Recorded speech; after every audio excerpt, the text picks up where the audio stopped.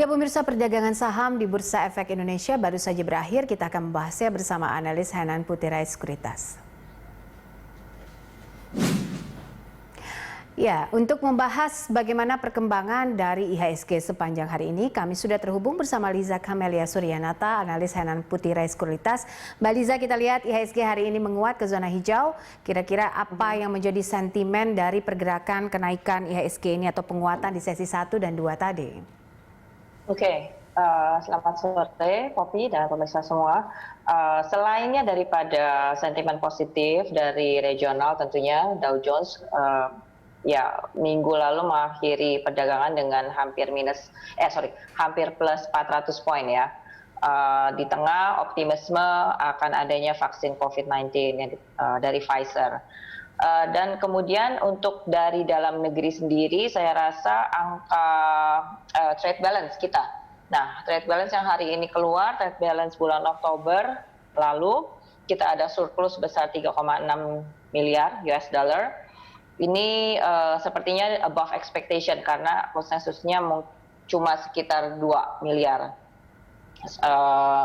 Ekspor kita ada turun 3%, tapi untungnya impornya jatuhnya lebih besar juga 26%. Jadi all in all masih surplus dan ini menjaga kita punya posisi surplus selama year to date ini sebesar 17 miliar. Jadi ya di tengah terpaan pandemi corona dan kemudian juga akan adanya kekhawatiran bahwa meningkatnya kasus ini bisa mengganggu pulihnya perekonomian nasional dan internasional, ya somehow kita punya trade balance masih bisa surplus. Kalau kita lihat bagaimana dengan perkembangan beli asing untuk pekan ini, Mbak Liza? Perkembangan beli asing mari kita lihat datanya dulu. Untuk minggu ini kalau nggak salah sudah membaik ya, angkanya udah semakin nambah lagi, selama 1 minggu sudah 3,9 triliun masuk net foreign buy. Teman kalau misalkan 1 bulan juga sudah mulai positif Poppy di angka 4 triliun ya. Sementara hari ini all market kita so far ada keluar 372 miliar, tapi all in all kita untuk dana inflow kita sudah menunjukkan perbaikan, sudah ada dana asing masuk. Ini ada yang menarik soal Tesla yang semakin positif untuk membangun pabrik. Nah, ini bagaimana nih kabarnya untuk emiten dari tambang sendiri, khususnya nikel? Nikel dan Inco dan Antam untuk particularly. Kedua saham ini of course uptrendnya terjaga. Untuk Inco sendiri ini sepertinya masih belum menunjukkan tanda-tanda pelemahan. Kemarin rebound dari sekitar angka 4.300-an. Probably dalam waktu dekat akan kembali menguji titik tertingginya di sekitar 4660 sampai kemarin puncaknya di 4.700 ya. Kalau itu bisa lewat maka kemungkinan besar Inco-nya masih bisa lanjutkan uptrend menuju 5.000 sampai 5.100. Sedangkan untuk Antam ini juga tidak bisa dipungkiri bahwa uptrendnya lumayan bagus, masih terjaga.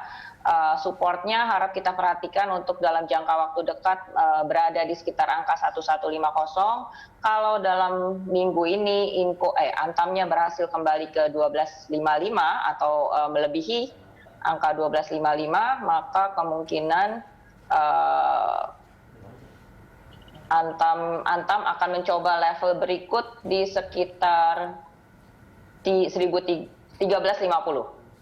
Jadi perhatikan Antam, kalau bisa lewat 1255 akan mencoba level target terbaru di 1355. Kalau menurut Hanan Putira sendiri, bagaimana prediksi IHSG untuk tahun 2020? Mungkin bisa di breakdown apa saja yang bisa direkomendasikan Mbak Liza untuk big caps, second line dan juga third line-nya? Tadinya kita cukup konservatif ya, bulan-bulan sebelumnya saya berangkat dari angka maybe kita akan ketemu 5.200 dulu and then 5.400, ternyata sekarang sudah lewat ya 5.500 ini, kemarin sudah bisa kita lampaui. Walaupun di awal minggu ini kita agak ragu-ragu, masih belum meyakinkan maksud saya, unless kita bisa lewat dari 5520 lagi. Untuk akhir tahun saya masih menyimpan optimisme bahwa IHSG bisa mencapai 5.600, 5.630 gitu. Cuman kita juga harus perhatikan area supportnya itu harap dijaga, mungkin IHSG sebaiknya tidak lebih rendah lagi dari level 5350. Nah, kemudian faktor atau sektor pendukungnya apa gitu ya. Banking, buat saya banking masih menarik karena gerakan IHSG kurang lebih linear dengan gerakan banking. Jadi bank besar seperti BRI, BCA, Bank Mandiri ini juga perlu kita perhatikan pergerakannya. Untuk BRI sendiri mungkin menarik kalau kita nanti bisa kolek lagi di sekitar 3.700, sekitar 3.750 sampai 3.800 maksud saya. Kemudian BCA yang hari ini sempat turun, akhirnya berhasil ditutup menguat ya. Area supportnya ada di sekitar angka 31.300. Nah, kalau bisa buy on weakness di situ oke. Kemudian satu lagi Bank Mandiri. Nah, Bank Mandiri juga uptrendnya masih terjaga.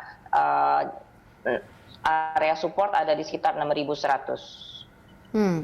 Oke, menarik kalau kita bicara soal emiten farmasi nih. Apakah emiten farmasi bisa cukup direkomendasikan hingga akhir tahun 2020 atau seperti apa?